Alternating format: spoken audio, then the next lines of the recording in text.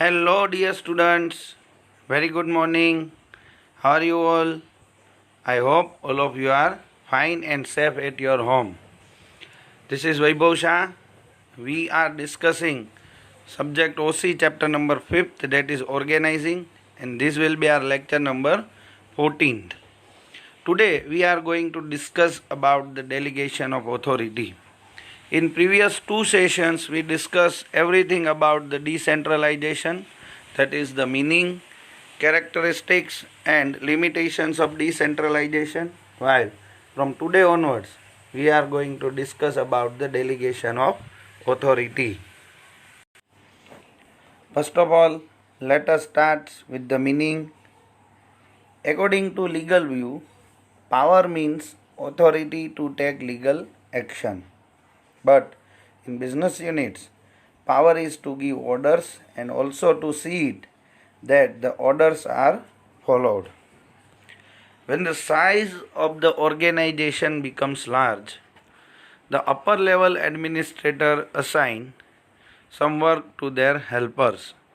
They have to see whether the orders are followed or not. In order to enable such helpers to perform their task well, some powers are vested upon them. This is called delegation of power. In this way, in ordinary words, it can be said that to delegate power is to enable the other person to have power for doing the task well. I hope you will link this particular topic with the decentralization, because the delegation of authority and responsibility is a part of the decentralization process. According to legal view, power means authority to take legal action. First of all, line this statement. It may be asked for 1 mark. So, here the power means not electricity, not fuel, but the power means authority to take legal action, where we can take legal action on any of the employees who are working under us, or we should have power to discuss the thing and to give the contribution in the decision making process. But in business units, basically, according to legal view, the power means authority to take legal action when it is the talk of legal activities. But in business, power is to give orders and also to see to it that the orders are followed. But in business, when there is a proper interrelationship is formed and maintained, where the superiors can give orders and instruction to their subordinates, with that they can give orders and also to see that the orders are followed. And if the orders are not following in a properly manner that is directed by the superiors, then they are able to take legal actions also. So, if we combine both the meaning, then it is like that the power is to give orders and to see to it that the orders are followed. And if the orders are not following in a properly manner, then we will take legal actions against them. When the size of the organization becomes large, the upper level administrator assigns some work to their helpers. So it is the same process as of the decentralization.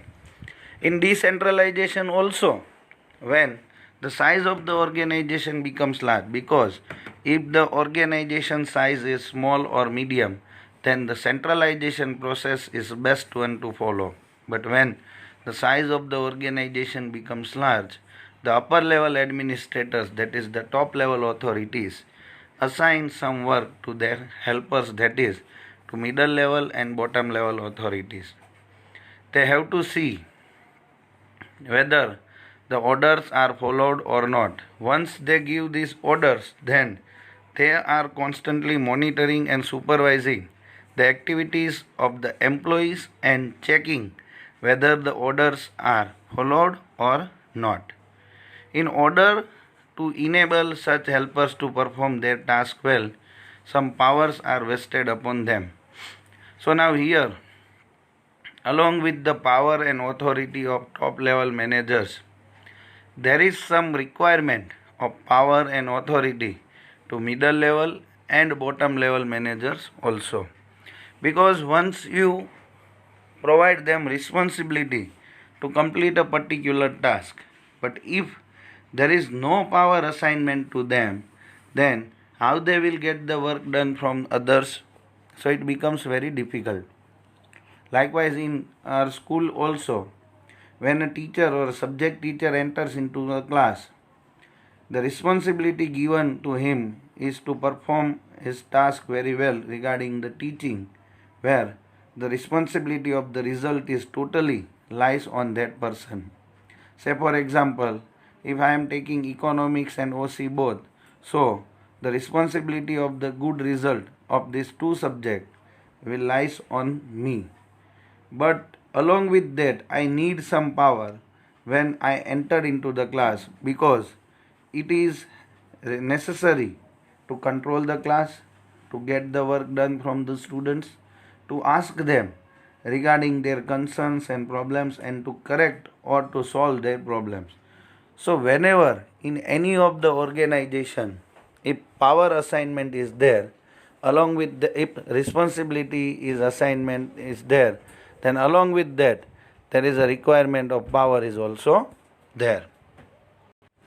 So if anyone has to take the work from their subordinates, then the power assignment is necessary. So in order to enable such helpers to perform their task well, some powers are vested upon them.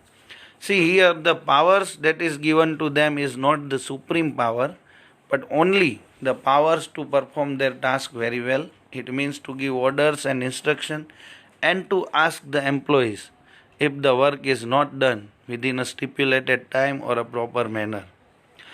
So this power delegation, or we can say the power assignment, is called delegation of power. In this way, in ordinary words, it means in layman's language, it can be said that the delegate power is to enable the other person to have power for doing the task well. It means they are giving a power to doing a task very well.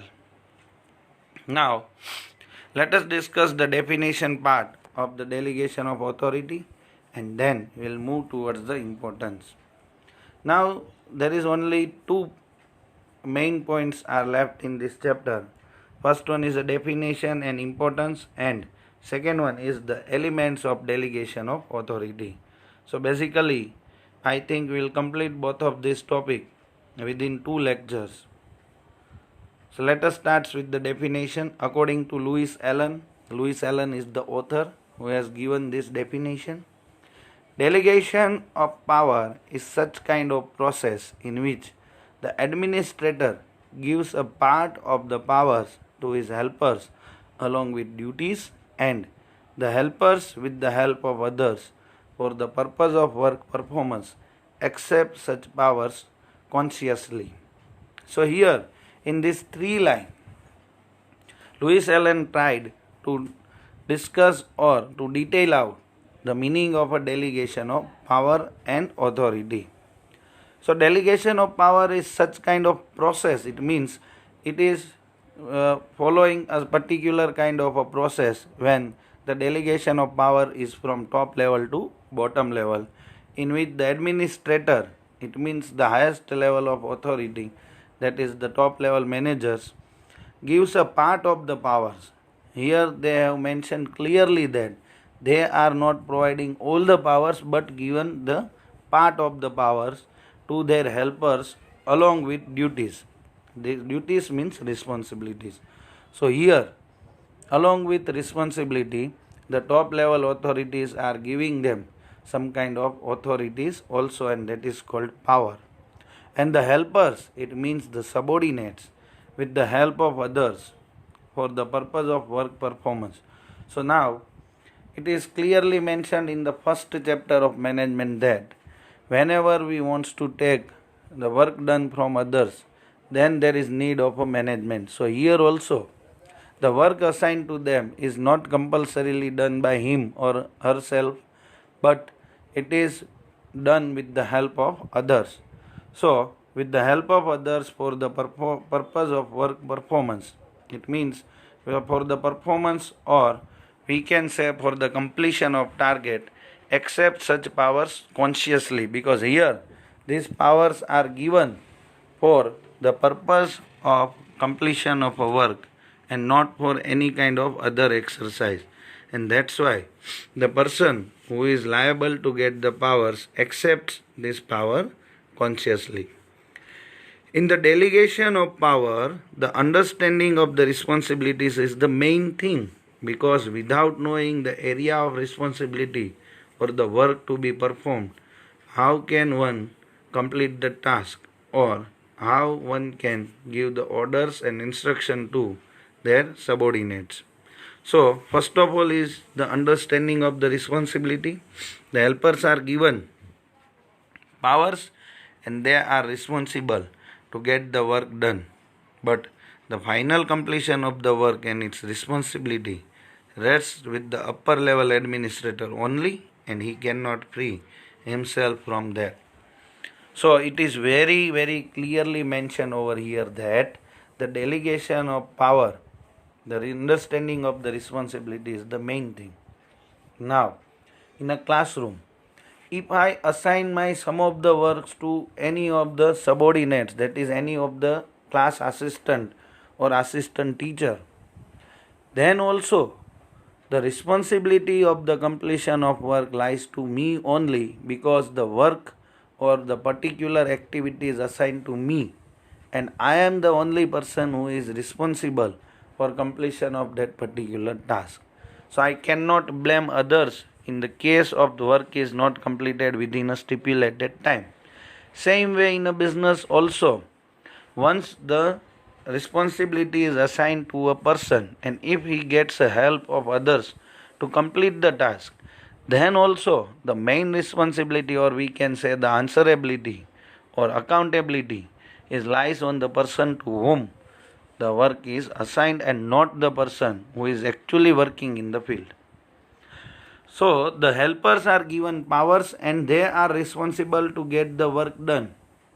It means the person who is actually undertaking this activity is responsible to get work done. But the final completion of the work and its responsibility rests with the upper level administrator only, and he cannot free himself from that. Here there is 2 points is there. First one, for a completion of some kind of marketing task, the top level managers assign the responsibility along with the powers to the marketing manager. Now marketing manager assign that particular work done to the advertisement officer or to promotional officer. Now after assignment of this power and responsibility, the top level cannot free themselves, because it is actually the responsibility of top level to monitor and supervise if the work is done or not, and if the work is not done, then they have to take necessary actions also. Same way it is the responsibility of the marketing manager also to undertake some kind of supervisory work where the marketing or the advertisement officer is working well or not. So here, with the help of others, the final completion of the work is the responsibility of the top level management or the person to whom the actually this work is assigned. So in case if that particular work is not done, then the first responsibility will be lies on the top level authority, and second responsibility is on the marketing manager, while the advertisement officer is not responsible at all in any of the case if work is not completed within a stipulated time. So here the delegation of power is in a way that all the person who is engaged in this activity are equally responsible for the completion of that particular task. Now, next point is importance. Delegation of power believes upper level administration from more work. Hence, they can focus upon policy matters, due to which management is more efficient. Hence, it can be said that power is the key to administration, but delegation of power is the key to organization. As we discussed in last point also, that delegation of power relieves upper level administration from more work, because with the help of delegation power they are assigning the particular task to the middle level and bottom level employees. So by this way the upper level administrator free from work, it means they relieves from the completion of a task. Hence, they can focus upon policy matters. This is the main thing why in many of the organizations they are assigning the authority and responsibility. Because if they are focusing on day-to-day and short-term goals, then policy matters will not be completed on a timely manner. And that's why they are assigning this kind of work to the middle level and bottom level, and they are concentrating or focusing more upon the policy matters of the whole organization, due to which management is more efficient. Because if the top level authorities indulge into day-to-day activities, it may not result into any of the productive activity, and by that way the organization will suffer. But if they assign these powers and authority to someone else, will undertake the activity on behalf of the top level manager, then they can focus, that is the top level management can focus on some of the policy and strategic issues of the organization. Hence it can be said that power is the key to administration, but delegation of power is key to organization. Line this particular statement also, it can be said that power is the key to administration. It means whenever the power is given to any of the person, or it is concentrated on a top level management, the administration work can be done easily.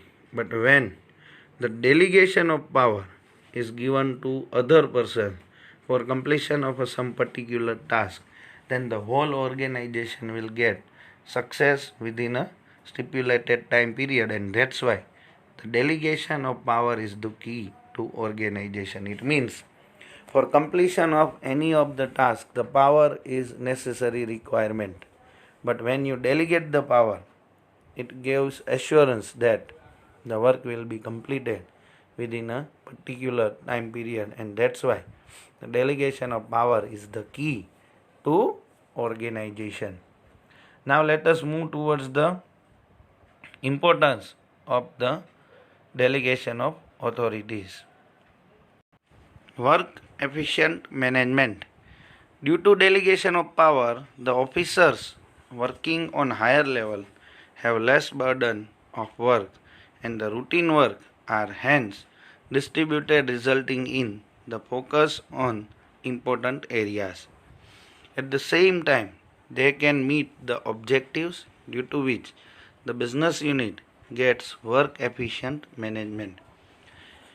As we discussed in the above point, that due to the delegation of powers, the top level management freed themselves with the routine and day-to-day activities.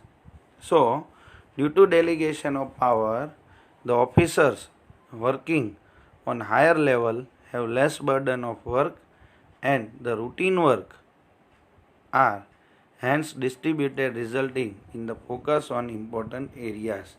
Here, with the delegation of powers, the higher level authorities give the day-to-day activities and routine work to their subordinates, and they can concentrate on the policy matters and overall strategic concerns of the organization.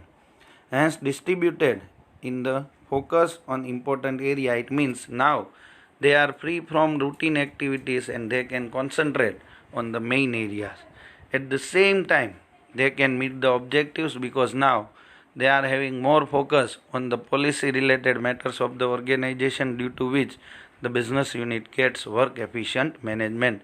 Because now each and every person is responsible to complete some part of the work, and by that way they can properly manage each and every activities of the organization. Second one is development of employees. Different employees working in the organization get an opportunity to work and take decisions due to decentralization of power, due to which their confidence is improved. They can have a better decision making capacity and take logical decisions due to constant need of taking decisions. Now, the second point is already discussed in decentralization of power, decentralization also. While here it is clearly given that different employees working in the organization, it means all those who are working in the different level of the management get an opportunity to work. It means now they are able to complete the task or complete the work according to their choice and take decisions due to decentralization of power. It means now they are able to take decision of their particular department or particular area by their own, and due to which it means due to this kind of decision making or decision taking powers, their confidence is improved. It means now they are able to complete the task with very confidently, because now they can see that their ideas or suggestions is getting results or it will be completed as per the choice. So now they can have a better decision making capacity. It is also obvious that once they are given a proper power and responsibility to complete a task, now their leadership skill will improve and they will be having a better option to decision making capacity and take logical decisions due to constant need of taking decisions. It means better decision making capacity, they can take logical decision, and due to constant need of taking decision, it means when they have to every day take some kind of decision regarding their department and work area, now they are able to take decision more properly. Third one is motivation. It is also one of the related point with the development of employees. Due to delegation of power, the employees have the chance to develop their abilities, due to which they also gain psychological benefits. When the higher administrator delegates the power and enables decentralization to the helpers, such helpers not only get the work accomplished but at the same time gets boost to self-confidence due to such work accomplishment. Due to this, the right kind of motivation is obtained. Due to delegation of power, the employees have the chance to develop their abilities, because now all those persons who are working under someone else till the day is now able to take their own decision regarding their department, their work area and everything. So now they are having a chance to develop their abilities with the proper skill, and they can also mold their different kind of skills to the particular organization success, due to which they also gain psychological benefit. It means they will be psychologically or intelligently become stable, because now they are able to relate themselves with their role model under which they are working till the day. In every organization there is some role model are there, and the employee wants to become like them. When the higher administrator delegates the power and enables decentralization to the helpers, such helpers not only get the work accomplished but at the same time gets boost to self-confidence due to such work accomplishment. It is a psychological phenomena where if once the power and responsibility is assigned to someone, and if he completes that particular task within a stipulated time period with proper quality and due diligence, then it is very good for them, and it improves their self confidence, where now he is able to understand that whatever decision taken by him or her is getting fruitful in the organization, and if they are working by this way, then in future they will also become a superior authority. So when once the work is accomplished, then it boosts the self confidence of a person whose work is completed, and due to this the right kind of motivation is obtained. Likewise, if we are writing a proper answer in a examination and we get full marks, it is the psychological satisfaction that we are getting. Same way the employee is also getting the psychological benefit.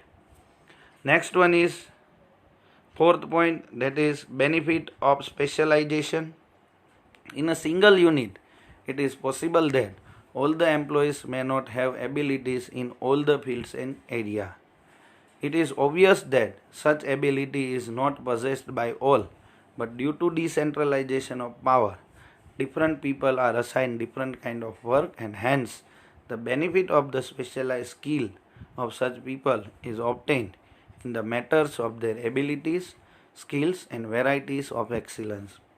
It is same way like each teacher is not capable of teaching all the subject properly, and if they try to do it, then also the importance will be, or the weightage will not be given same to each and every subject. Same way, in a single unit, it is possible that all the employees may not have abilities in all the fields and areas. It means there are some of the specialized area where they are having the proficiency and expertise, and that work is properly done by him.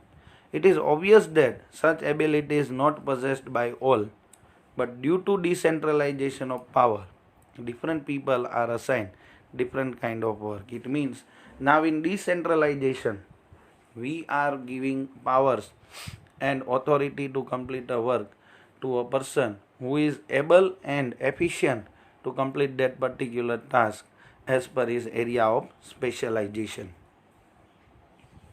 And hence the benefit of the specialized skill of such people is obtained in the matters of their abilities, skills and varieties of excellence. It means now the benefit of the specialized skill of such people who is specialized in the particular area is obtained by the organization in the matters of their abilities, skills and varieties of excellence. It means now we are able to get the benefit of specialized skill or ability of such person if we delegate the power and authority. This point is also discussed in decentralization of power.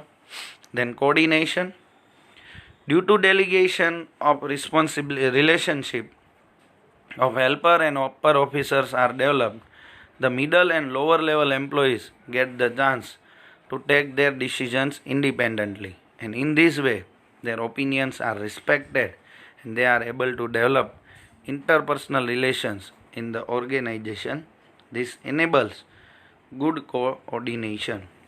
This point is also discussed in the decentralization that due to delegation of relationship, the upper level officer and the helper come into direct contact with each other, and now they can work according to the necessity by discussing and contributing in decision making powers.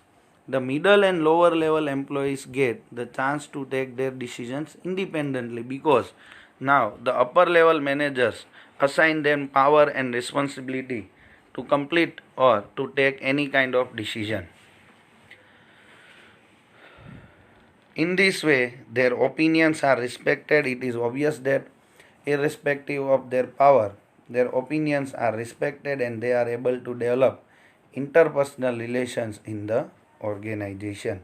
It means now the more harmony will be created and they will be able to work with each other, and this enables good coordination. Last but not least is the sixth point, that is scope for expansion. Due to delegation of power, the upper level officers are free to focus on new ideas for the expansion of the business. It means now when the work is assigned to a different authorities and persons according to their specialized areas, the top level management is free themselves with the daily or routine or day-to-day activities, and that's why they are able to think for the expansion and modernization of the business. So, the upper level officers are free to focus on new ideas for the expansion. This enables long life to the organization and ease in doing business. Whatever organization we are seeing which are successful is due to the decentralization or delegation of power and responsibility. So here with this particular point we concluding our session. Today we discussed about the delegation of authority meaning, definition that is given by Louis Allen, and the 6 point of importance of delegation of authority. In next and last lecture we will discuss about the elements of delegation of authority in detail. Thank you very much, class.